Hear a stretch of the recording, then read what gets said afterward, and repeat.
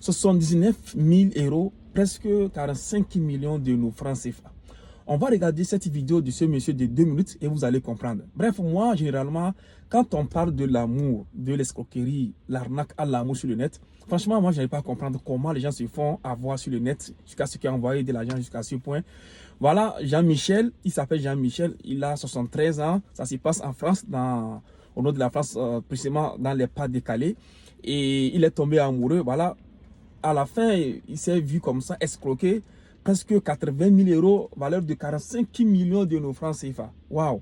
Bon, ce n'est pas fini. Écoutez bien. Maintenant, la Banque de France lui demande, ce vieux de son 13 ans, lui demande, ce retraité de son 13 ans, la Banque de France lui demande de vendre sa maison pour payer ses dettes. C'est fou. On regarde la vidéo ensemble. J'ai les larmes aux yeux. C'est dur. J'ai toujours été honnête dans ma vie, j'ai toujours travaillé, c'est dur. Jean-Pierre est désespéré. Le retraité de 73 ans est victime d'une arnaque à l'amour. Tout commence en 2021. À cette époque, il est en instance de divorce. Il s'inscrit alors sur un site de rencontre pour seniors et il tombe amoureux d'une prétendue Nicole. Elle lui demande rapidement de payer plusieurs frais, des hôtels, une hospitalisation, des voyages. Le tout pour 79 000 euros. Je vais sur un site fiable, elle m'embobine, elle me dit voilà, moi j'ai pas d'argent, je peux pas payer tous les frais, donc voilà, envoie de l'argent, tout ce qu'elle me demande de le faire, je fais. Elle vous appelle mon amour. Mais en même temps, ça voilà, fait rire exactement. aussi. Et vous triste. tombez complètement dans le panneau. Bien sûr.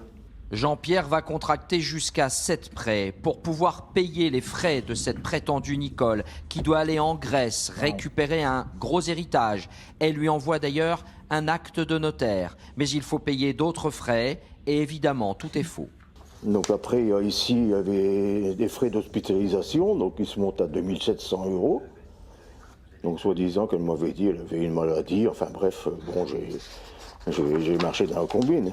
Les arnaques à l'amour sont souvent le fait d'escrocs installés dans des pays en dehors de l'Europe et qui prennent une fausse identité sur le net. Voilà. Je reçois une alerte par jour de gens qui soit ont été approchés par un arnaqueur, soit ils ont clairement été piégés. Damien Bancal est expert en cybersécurité et il constate que ces arnaques pullulent. Et voilà. Et l'idée, c'est un peu comme dans le dessin animé, vous savez, le serpent qui vous regarde et il fait « aie confiance ». L'idée, c'est ça. C'est sur du long terme, ils vont vous convaincre. Et le problème, c'est qu'à la fin, le piège se referme. Un piège dont est victime Jean-Pierre et désormais la Banque de France lui ordonne de vendre sa maison pour payer ses dettes. Ma maison, c'est tout, c'est ma vie.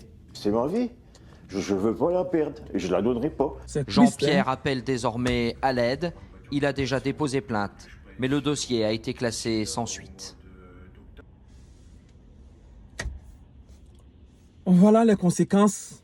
L'amour, femme qui est tue devant l'homme, vraiment. Et aujourd'hui, la banque lui dit maintenant de vendre sa maison pour pouvoir payer les dettes. Voilà, le procès est en cours. Je vous ferai savoir comment serait la décision de la banque.